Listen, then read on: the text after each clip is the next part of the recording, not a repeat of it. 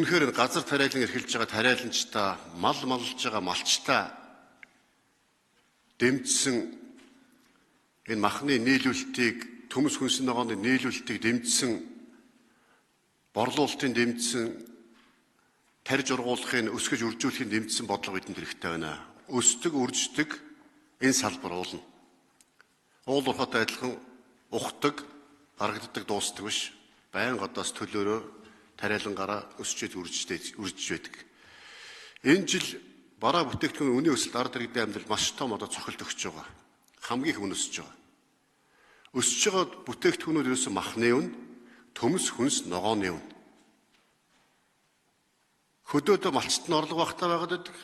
Тариаланчт нь орлого багтаа, тэгсэн мөртлөө хамгийн их өсөж байгаа бүтээгдэхүүн тариаланчтад тарьж байгаа төмс хүнс ногоо, малчтын тарьж өсгөж үржүүлж байгаа махны үн. Тийм болохоор энэ төрийн аюул том бодлого маш том тийм үү? Зохицуулт хэрэгтэй байна. Энэ дээр л бид анхаармаар байна. Өнгөрсөн жил харьцангуй шатхуун тогтвортой байх үед энэ үнийн өсөлт бид бий боллоо. Энэ хавар одоо бид маш том нэрвэгдэж том одоо цохилт болж байна.